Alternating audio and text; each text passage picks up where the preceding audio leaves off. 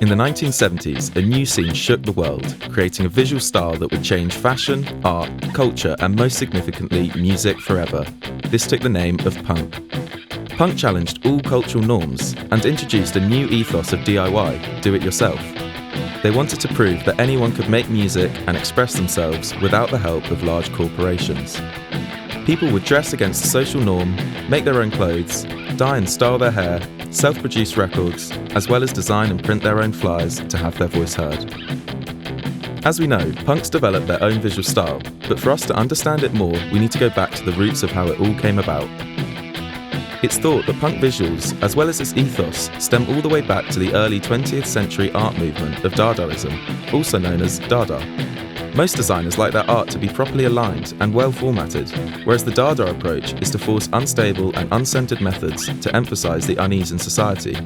But Dada wasn't the only inspiration. The punk scene can also be linked back to some of Andy Warhol's work within the late 1950s pop art movement, through the use of bright, bold colours and simplistic design. Overall, the punks took inspiration from Dada and pop art, then merged them together to create designs that would speak and relate to the younger generation.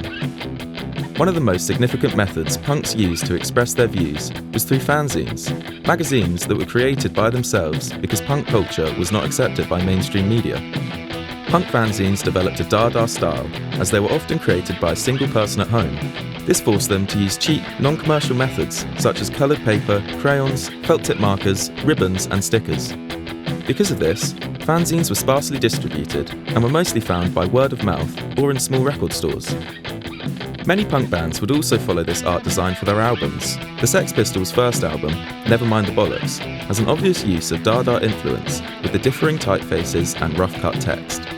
The Rezillos and their album Can't Stand the Rezillos has a pop art style, using bright colours, playful text and small sketched images in the bottom corner of the design.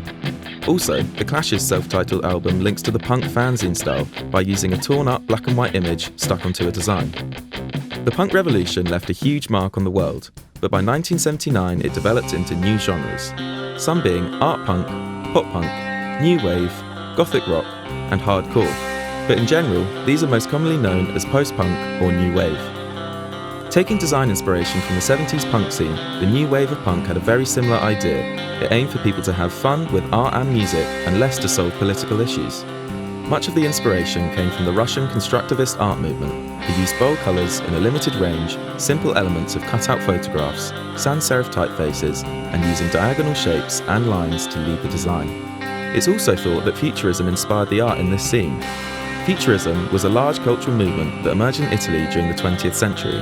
The idea was to create art that could be relatable to as many people as possible. One of the major pioneers in the post-punk art scene was Peter Saville. He worked on album artwork for bands such as New Order, Joy Division and Pulp, and also created iconic posters for clubs such as the Hacienda in Manchester. There was also a fanzine culture during the post-punk era, one being Vague, created by Tom Vague.